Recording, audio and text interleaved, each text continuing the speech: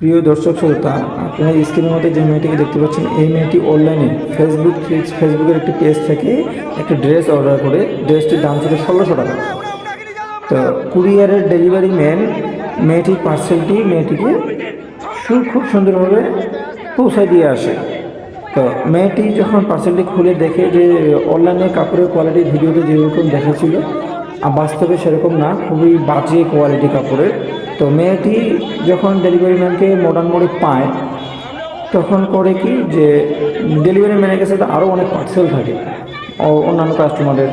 তো উনি করে কি ওই পার্সেলগুলো অনেকগুলো কারে নিয়ে তার কাছে 1600 টাকা দাবি করে।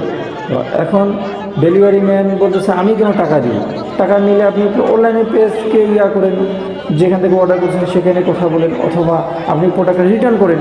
আপনার একটা প্রোডাক্ট খারাপ বের হতে পারে, আপনি প্রোডাক্টটা রিটার্ন করেন, রিটার্ন ইস্যু তো আছে। হ্যাঁ, তো মেয়েটি কথা হচ্ছে আমি টাকা আপনার কাছেই নিব, উনি টাকা কুরিয়ার থেকেই নেবে, কিন্তু পার্সেলটা উনি রিটার্ন করবেন। পার্সেলটা উনি যে পেজ থেকে নিয়েছে, পেজের মালিককে এখানে নিয়ে আসবে, টিভিশনের মাধ্যমে নিয়ে আসে তার কাছে হস্তান্তর করবে। কেন তাকে ঠকাইল? কোথায় হচ্ছে যে কুরিয়ারের এখানে দোষটা কোথায়, আর বা ডেলিভারি ম্যানের দোষটা কোথায়? তো এখন কথা হচ্ছে যে উনি শেষমেশ ডেলিভারি ম্যান বলছে ঠিক আছে, আমি আমার থেকে 1600 টাকা দিয়ে দিচ্ছি, আপনি ড্রেসটা আমাকে দিয়ে দেন। কিন্তু ওই মেয়ে কোনো মতে রাজি না।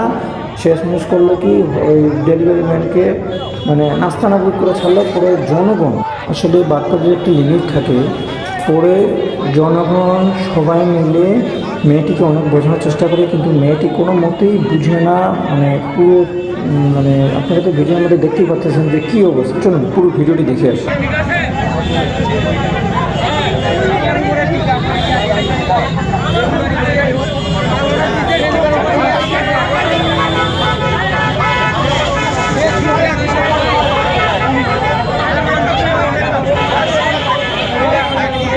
Ay, no,